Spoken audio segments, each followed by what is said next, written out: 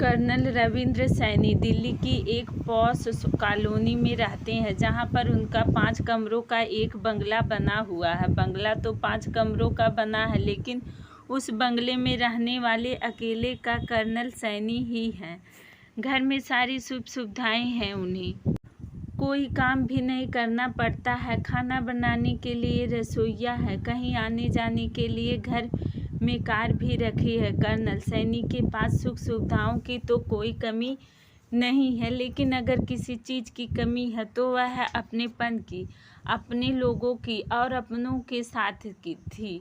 बुढ़ापे में जितनी ज़रूरत अपनों के प्यार और साथ की होती है, उतनी और किसी चीज़ की नहीं होती है। ऐसा नहीं कि रविंद्र सैनी के बेटा बेटी या बहू नहीं है, उनके 2 बेटे और 1 बेटी हैं। एक बेटा पुणे में साइंटिस्ट है और दूसरा बेटा प्रयागराज में एक बहुत बड़ा वकील है और बेटी चंडीगढ़ में एक बड़े कॉलेज में प्रिंसिपल है। सैनी जी के तीनों ही बच्चे बहुत ही अच्छी पोस्ट पर हैं, लेकिन एक भी बेटे या बेटी के पास अपने पिता से मिलने का समय नहीं है। दोनों बेटे और एक बेटी अपने अपने कामों में इतने व्यस्त हैं कि महीने भर में सिर्फ 2 मिनट के लिए अपने पिता से बात करते हैं, थोड़ा सा हाल चाल जानते हैं और बस फ़ोन को काट देते हैं। सैनी कितनी बार अपने बेटों से कहा, बेटा जब से तुम्हारी माँ गई है तब से मुझे इधर अकेले अच्छा नहीं लगता, अकेला घर खाने को दौड़ता है।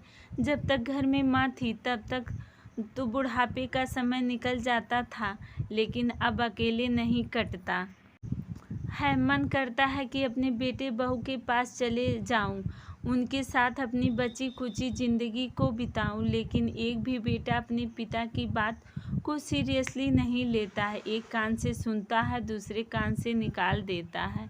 एक दिन रविंद्र सैनी अपने बंगले के छोटे से पार्क एरिया में बैठे थे।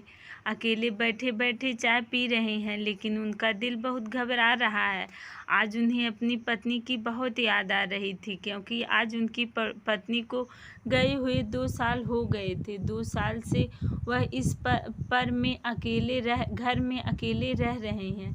इन 2 साल में उनका एक भी बेटा और बेटी उनसे मिलने नहीं आए, लेकिन उनके पास तो अपने काम के अलावा समय ही नहीं है। बस जब माँ का देहांत हुआ था तभी 4 दिन की छुट्टी लेकर के आए थे और उसके बाद वापस चले गए थे। कर्नल रविंद्र सैनी बैठे बैठे सोचते हैं कि निर्मला, तुम जब हमारे साथ रहती थी तो यही बंगला कितना हंसता खिलखिलाता था। इसी बंगले में हमारे छोटे छोटे बच्चे खेलते थे, पूरा घर आंगन हरा भरा रहता था। लेकिन अब तो बच्चे बड़े हो गए हैं, तो अपने घर गृहस्थी और नौकरी में व्यस्त हैं, और तुम भी मुझे छोड़कर चली गई। अरे कम से कम बुढ़ापे तक तुम ही मेरा साथ दे देती, पर तुमने भी मुझे छोड़कर चली गई। अपनी पत्नी को याद करते करते उनकी आंखों में आंसू आ जाते हैं। वह अपनी चाय का कप अंदर रसोई में लगाकर रख देते हैं, अपने कमरे में आकर गहरी सोच में डूब जाते हैं कि अकेले बुढ़ापे पर ज़िंदगी काटना कितना मुश्किल होता है।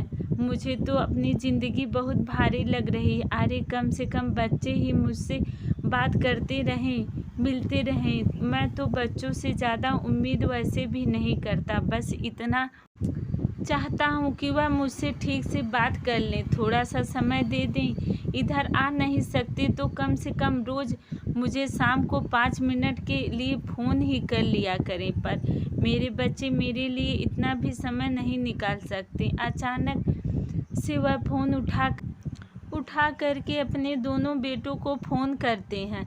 दोनों बेटे फ़ोन तो उठा लेते हैं, लेकिन यह कहकर फटाफट से फ़ोन काट देते हैं कि अभी बिजी हैं, कोई ज़रूरी हो तो मैसेज कर देना, हम आपको फ्री होकर के कॉल करेंगे। फिर वह अपनी बेटी को कॉल करते हैं। बेटी भी कॉलेज में होती है और कहती है, डैडी अभी कॉलेज में एग्ज़ाम चल रहे हैं, मेरी ड्यूटी लगी हुई है, चेकिंग करना पड़ता है, मैं आपसे बाद में बात करती हूँ। और बेटी भी फ़ोन को काट देती है। रविंद्र सैनी अपने बेटे के फ़ोन आने का इंतज़ार करने लगते हैं। पूरा हफ्ता निकल जाता है लेकिन एक भी बेटा उन्हें फ़ोन नहीं करता है, क्योंकि किसी भी बेटे के पास उनके लिए समय ही नहीं है। जो थोड़ा बहुत समय होता है वह अपने परिवार और बच्चे को दे देते हैं, लेकिन बूढ़े पिता के प्रति भी तो उनका कुछ ना कुछ फर्ज बनता है। रविंद्र सैनी 10 दिन बाद फिर से अपने दोनों बेटों को सुबह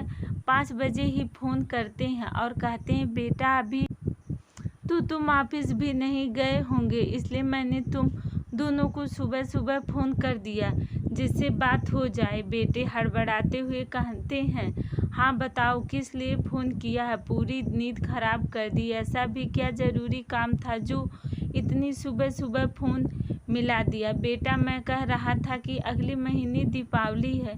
तुम्हारी माँ को गए हुए पूरे 2 साल हो गए हैं। तब से तुम लोग एक भी त्योहार पर घर नहीं आए हो। बिना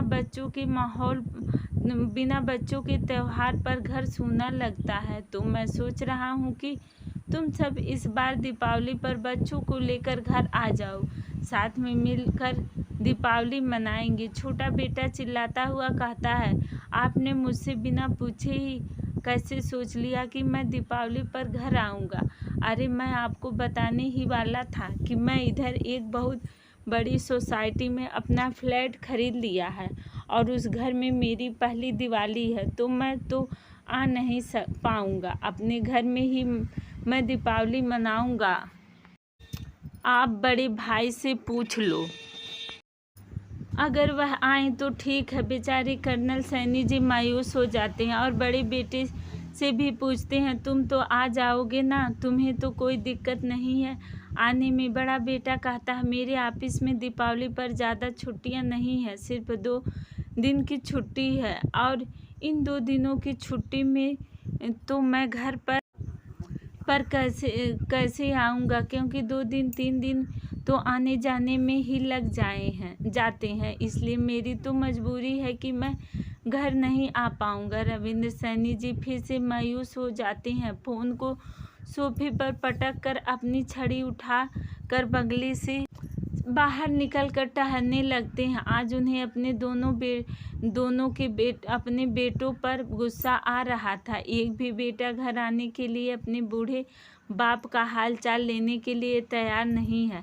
अरे मेरी भी तो कुछ इच्छाएं हैं कि मैं भी अपने नाती पोतों से मिलूं, अपने बेटे बहुओं के साथ रहूं और उनके पास मेरे लिए एक दिन का भी समय नहीं है। टहलते हुए रविंद्र सैनी जी एक निर्णय लेते हैं कि बेटे नहीं आ पा रहे हैं तो क्या हुआ, उनके पास समय नहीं है तो मैं हुआ, पर मेरे पास तो समय है, मैं तो जा सकता हूँ अपने बेटों के पास। ऐसा सोचते ही उनकी आंखों में चमक आ जाती है। वह वापस से आकर अपने बेटे को फिर से फ़ोन करते हैं और बड़े बेटे से कहते हैं, बेटा तुम्हारे पास छुट्टियां नहीं है, समय नहीं है तो कोई बात नहीं, लेकिन इस बूढ़े बाप के पास तो समय ही समय है। मैं तुम्हारे पास आ जाता हूँ। ठीक है पिताजी, आ जाइए और अपने पास आ जाता हूँ। ठीक है पिताजी, आ जाइए और अपने साथ उधर से एक कुक और टेक केयर करने वाला ज़रूर ले आइएगा, क्योंकि मेरे घर में तो 4 कमरे हैं और चारों ही कमरे बटे हुए हैं, एक भी कमरा खाली नहीं है। लेकिन हाँ, पास की ही सोसाइटी में मेरा एक 2 BHK का फ्लैट है, उसमें मैं आपके लिए सारी खाने पीने की व्यवस्थाएं कर दूंगा। इसलिए कह रहा हूँ कि अपने साथ एक खाना बनाने वाला कुक और आपकी दवाइयों का ध्यान रखने वाला ज़रूर ले आइएगा, क्योंकि मेरे पास तो इतना समय नहीं होगा कि मैं आपके पास आकर आपका ध्यान रख सकूं। बेटे की बात सुनकर के रविंद्र सैनी जी दंग रह जाते हैं। सोचते हैं कि जब बेटे के पास जाकर के भी अलग फ्लैट में रहना है तो फिर अपना बंगला ही अच्छा है। जब उधर जाकर के भी बहू बेटे नाती पोतों के साथ नहीं रह पाऊंगा तो कम से कम अपने घर में अपनी पत्नी की यादों के साथ तो रहूंगा। लेकिन आज उनको अपने दोनों बेटों पर बहुत गुस्सा आ रहा था और अब उनका गुस्सा इतनी जल्दी शांत नहीं होने वाला नहीं था। उन्होंने अपने बेटों को सबक सिखाने की ठान ली थी। सोच लिया था कि आप अपने बेटों को सबक सिखा के रहेंगे। अब अरे बेटे ऐसी कौन सी पोस्ट पर पहुंच गए हैं जो अपने बूढ़े बाप के लिए उनके पास एक दिन का भी समय नहीं है। 2 साल से ऊपर हो गया, एक बार भी मुझसे मिलने नहीं आए, मेरी तबीयत के बारे में नहीं पूछा, महीनों तक फ़ोन नहीं करते हैं। अब ऐसे नहीं चलेगा। बच्चों के लिए अपने माता पिता के प्रति कुछ फर्ज होते हैं। माता पिता तो अपने बेटों के प्रति सारे फर्ज निभाते हैं, लेकिन जब माता पिता के प्रति बच्चों के फर्ज निभाने की बारी आती है तो बच्चे बड़े होकर के अपना पल्ला झाड़ लेते हैं और व्यस्तता का नाम देकर फ्री होना चाहते हैं। और फिर नरेंद्र सैनी जी ने आज ऐसा कदम उठाया जिसकी चर्चा हर जगह होने लगी, क्योंकि सैनी जी अपने बेटों के खिलाफ कोर्ट में पहुंच गए थे और आज एक बूढ़े बाप ने अपने ही बेटों के खिलाफ कोर्ट में शिकायत दर्ज की है। हर कोई इस केस को सुनकर दंग था। आखिरकार कर्नल सैनी का अपने बेटों से ऐसा क्या झगड़ा हो गया था जो उन्होंने अपने ही बेटों पर केस कर दिया था। जज साहब भी इस अनोखे केस को देखकर के आश्चर्यचकित थे। उन्होंने सैनी जी से पूछा, आपको क्या शिकायत है अपने बेटे से? बूढ़े बाप ने कहा कि मैं अपने बेटों से उसकी हैसियत के हिसाब से हर महीने बेटों से खर्चा चाहिए, चाहे वह कम हो दे या ज़्यादा थे, वह उनकी मर्जी है। जज साहब सैनी जी की बात को सुनकर के आश्चर्यचकित होकर कहते हैं, जब आपके पास पैसों की कमी नहीं है तो फिर आपने बेटों से अपने लिए खर्चा क्यों मांगना चाहते हैं? बूढ़े पिता ने अपने बेटों का नाम और पता देते हुए कहा, जज साहब क्या आप मेरे बेटे को अदालत में बुलाएंगे तो आपको सब कुछ पता चल जाएगा। जब दोनों बेटे अदालत में आए तो जज साहब ने बेटों से कहा कि आपके पिता आपसे हर महीने खर्चा लेना चाहते हैं, चाहे वह कम ही क्यों ना हो। बेटा भी जज साहब की बात सुनकर दंग रह जाता और अपने पिताजी की तरफ देखता है कि इन्होंने ऐसा क्यों किया। मेरे पिताजी तो बहुत अमीर हैं, उनके पास बंगला है, गाड़ी है,